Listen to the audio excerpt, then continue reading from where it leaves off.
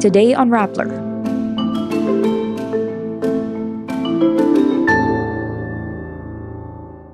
A Senate committee approves the passage of the divorce bill. The Armed Forces of the Philippines wants to file perjury charges against environmental activists who say they were abducted by the military. Inquisitornet defends the takedown of its story of House Speaker Marta Romualdez's alleged donation to Harvard University. Some schools and offices in India close to halt the spread of the deadly Nipah virus. Pop star Katy Perry sells the rights to 5 of her hit albums for $225 million. YouTube cuts off Russell Brand's ad revenues after sexual assault allegations against him surface.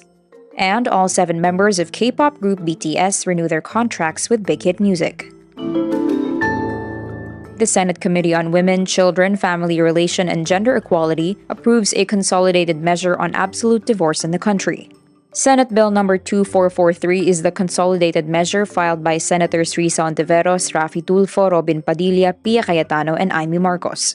If passed, it will provide protections to their parties to the marriage and its common children, amending the Family Code of the Philippines. Under the bill, absolute divorce is defined as the legal termination of a marriage by a court in a legal proceeding, which will return both parties to the status of single, including the right to contract a subsequent marriage.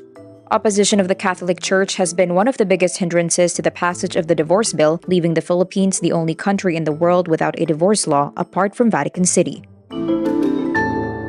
The Armed Forces of the Philippines says it will sue the 2 environmental advocates who disappeared, then resurfaced under their custody. The AFP says this during plenary deliberations in the House of Representatives for its proposed budget for 2024. Would the AFP admit to abducting the 2 young women, Mr. Speaker? No, Mr. Speaker, and the AFP plans to file perjury cases or charges against the 2.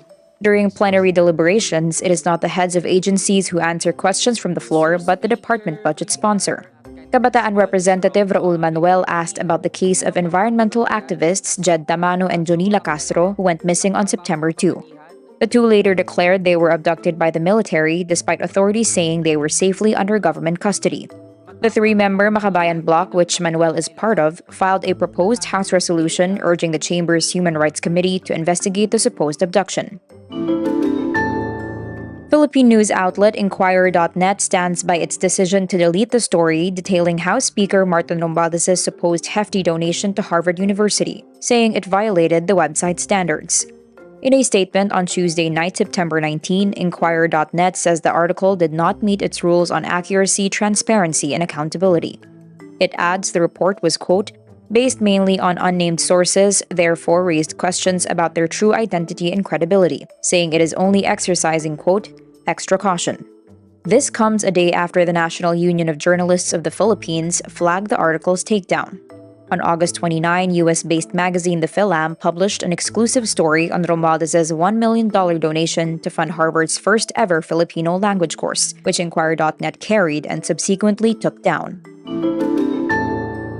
India's southern state of Kerala shut some schools and offices as officials race to halt the spread of the deadly Nipah virus. This after it killed 2 people in the 4th outbreak since 2018. The Nipah virus was first identified in 1998 during an outbreak of illness among pig farmers in Malaysia and Singapore. It infects humans directly through contact with the bodily fluids of infected bats and pigs, with some documented cases of transmission among humans. There are no vaccines to prevent or cure the infection, which has a mortality rate of between about 70%. The usual treatment is to provide supportive care. The World Health Organization says infected individuals may initially develop symptoms including fever, respiratory distress, headaches, and vomiting.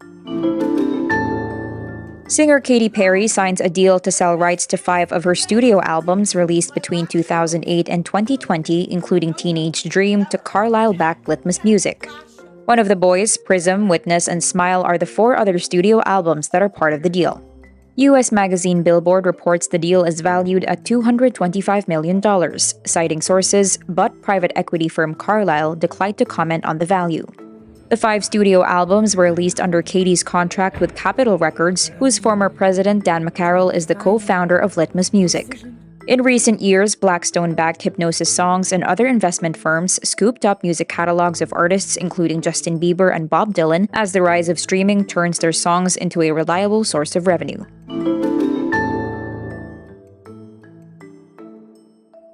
YouTube says it blocked British comedian Russell Brand from making money from his online channel after being accused of a string of sexual assaults. YouTube says it suspended monetization on Brand's channel after he violated its creator responsibility policy. Brand, the former husband of US singer Katy Perry, has over 6 million YouTube subscribers.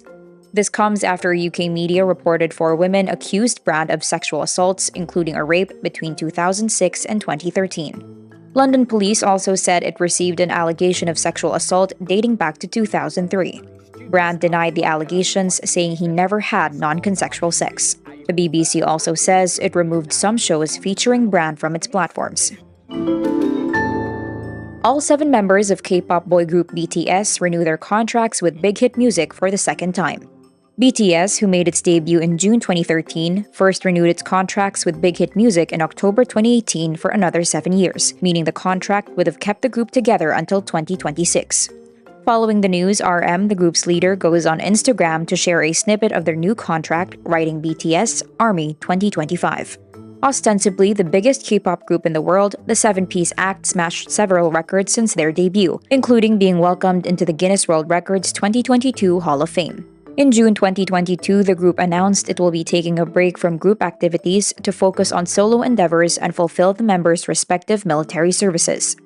BTS is expected to reconvene as a full group in 2025. And that's today's wrap. I'm Nina Liu. Thank you for watching.